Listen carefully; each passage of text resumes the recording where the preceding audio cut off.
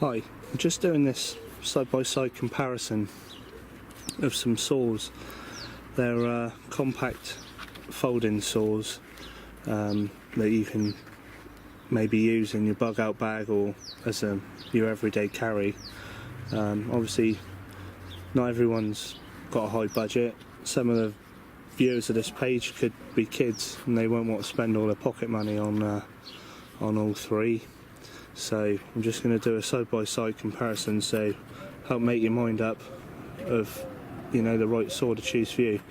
This first one is just a folding type saw. Just press the lock button and then obviously fold it out. Quite sturdy, ideal for stuff up to wrist size, so good for shelter building. You can get these little carry pouches as well, separate, so you can put it on your waist. Yeah, quite good little saws. This one's brand new, so it's as sharp as it's going to be. So you'll be able to see when I do the cut comparison, the speed of cut and how clean it is. So that's the first saw.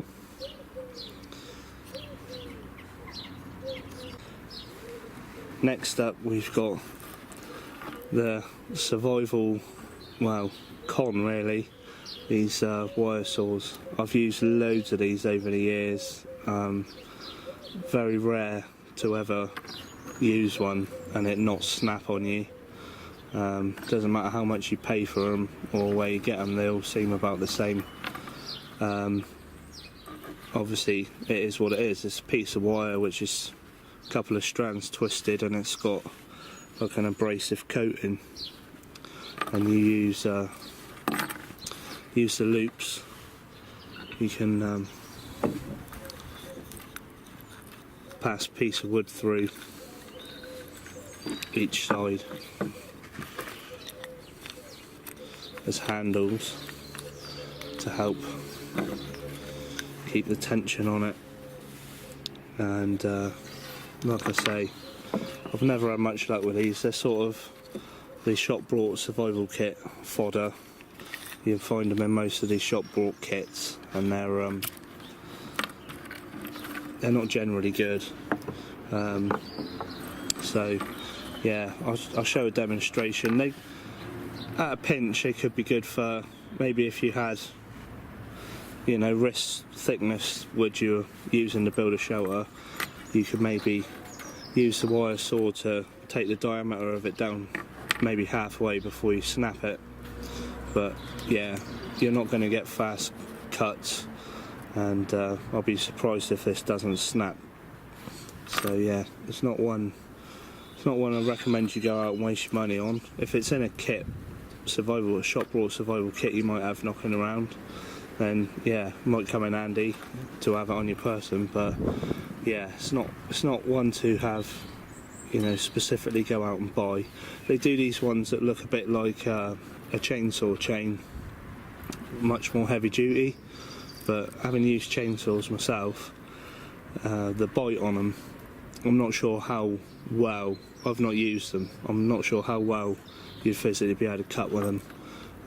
Take a hell of a lot of effort, I think, and probably be inclined to get jarred up and stuck in the wood. So yeah, that's saw number 2. This is saw number 3. Now this is a folding bow saw. A lot of people who subscribe to my channel would know that I've actually done a video on making a folding bow saw out of wood. This is obviously a flat pack down metal one. You unscrew the end. It's got quite a long thread on it. You can withdraw the pieces. You've got 2 ends, a blade, a tensioning bar. That just slots in.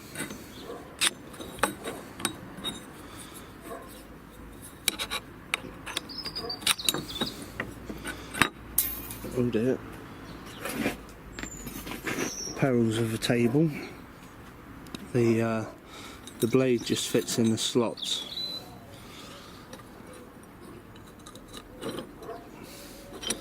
And then to hold the whole thing together and tension it, so obviously this rod goes through the top.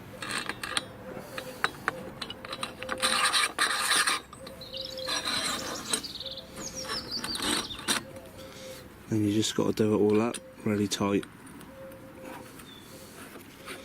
Straight away, the advantage with a bow saw blade, the teeth are big with a big offset, so they clear a lot of sawdust. You'll have a fast cut. You really want to do the top up as tight as you can to get it as rigid as possible. So yeah, there you go, that's a collapsible bow saw. So yeah, it's made of aluminium, it's like powder coated. So I'm just gonna get a bit of wood about wrist size, clamp it up, and then do side by side, one after the other, test cuts to show you the most effective saw. So my money's on this one. So okay, I'm gonna get on and do that now. First up, bow saw.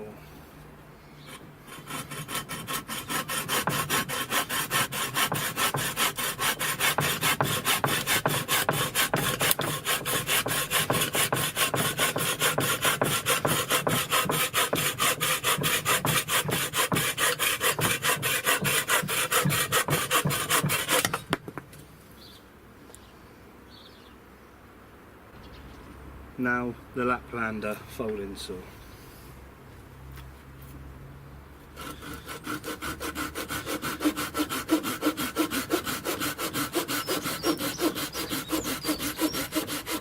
This isn't fresh wood.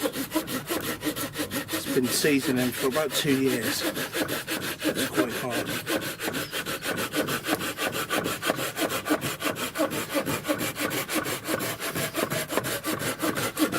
Making short work of it. Nice clean cut as well.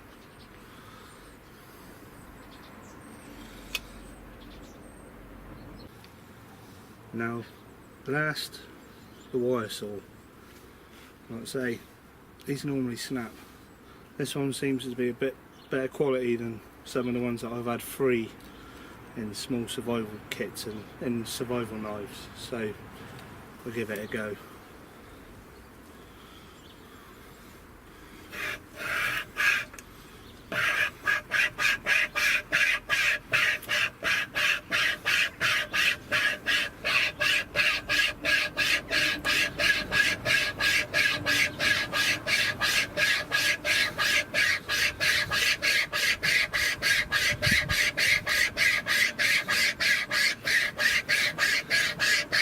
Awkward to hold the wood steady and cut at the same time.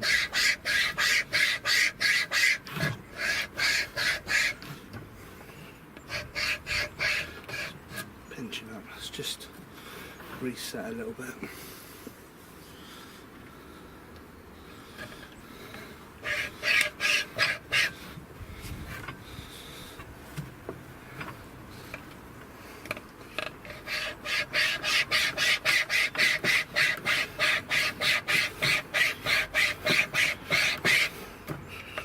Pinching up.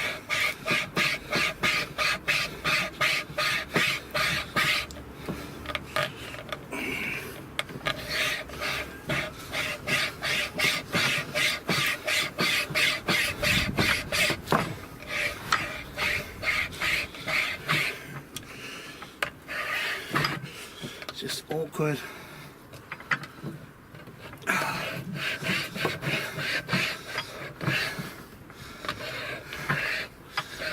Well, you've seen how long it's took to cut. Probably halfway. You could probably, like I say, at a pinch, get through 3/4 of the way, halfway through. If it was a naturally stood tree, it'd be a lot easier. Just trying to hold it all steady and use it, just keeps binding up. So there you go, that's the wire saw. So there, in summary, safe to say, for a reliable saw for your bug out bag or your survival kit, definitely go with either like this Laplander folding saw or collapsible bow saw. I think the only place for the wire saws are definitely in the little survival tins you might carry. You know, at a pinch, they'll help you get through stuff that's too large to snap normally, but they're hard work. And that's if they don't snap, they're not reliable. So I hope this video helped, and it'll give you a little bit more of a inkling on what to spend your money on. Thanks very much. Please subscribe to my channel for more survival videos.